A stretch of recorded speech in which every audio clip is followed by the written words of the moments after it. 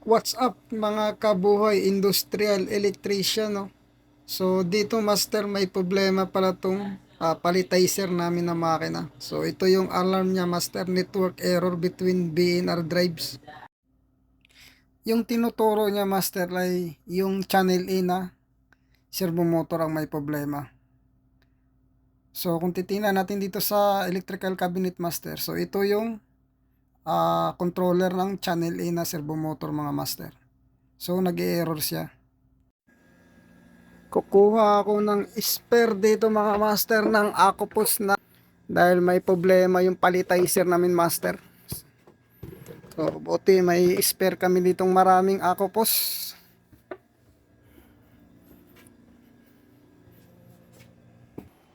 So itong bit-bit ko na to master, yung halaga nito sa peso nasa 80,000 mga master, no. Ganito lang siya, no. Napakamahal talaga ng spare parts talaga ng automation. So ngayon master, papalitan natin to. So bago natin to baklasin mga master, off muna natin yung 400 volts na 3-piece na power supply. So L300, L301. So ito yung breaker niya mga master. So off muna natin to master for safety. So bago natin baklasin tong connector ng 3-piece na 400 volts. So ito yung input supply niya mga master. 400 volts yan master. So tapos dito naman tayo, tanggalin natin tong power supply ng 24 volts at saka yung communication papunta sa PLC. Tapos tanggalin na rin natin tong master, ito yung signal galing sa servo motor na encoder. Encoder signal yan master, papasok dito sa BNR drive. Tatanggalin na rin yan natin master.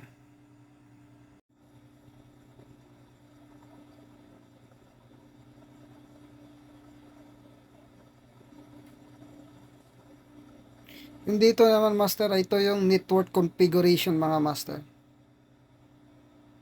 So dahan-dahan lang pagtatanggal ng bolt, paglulus ng bolt.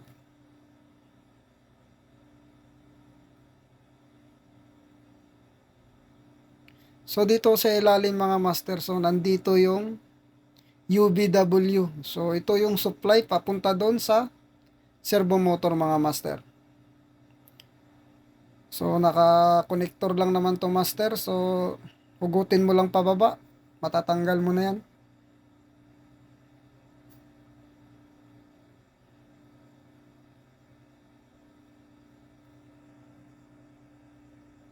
So ngayon master, natanggal ko na lahat yung wiring nito. Tapos mga master, ito master, wala pa tong BNR card mga master. So kailangan ilipat natin dito yung BNR card. So itong dalawa na to mga master. Kasi hindi to under kung walang BNR card mga master. So wala siyang communication. So dito master, tatanggalin ko na tong BNR na servo drive mga master dahil nga papalitan ko to. So may bolt to dito sa ibabaw master na alin. So ilulus mo lang, tapos iangat mo na yan master. So yan master, natanggal ko na yung luma.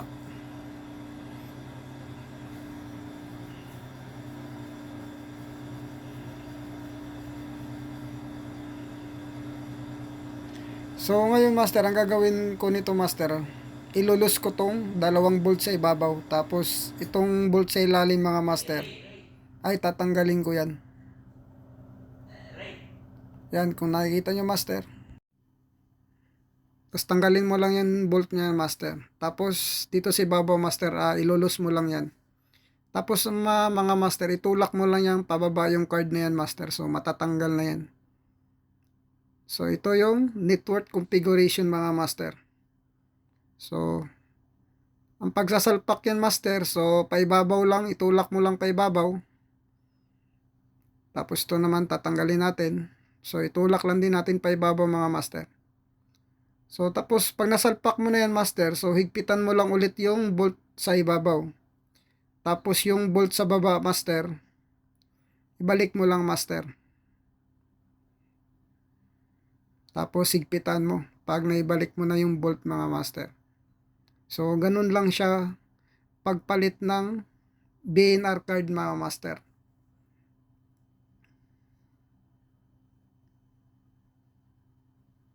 So yan, nahigpitan ko na mga master.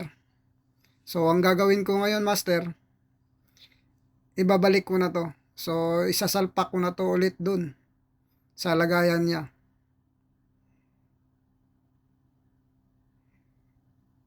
So ito yung luma. So ngayon master, ito ilalagay ko na ulit, ibabalik ko na yung bago.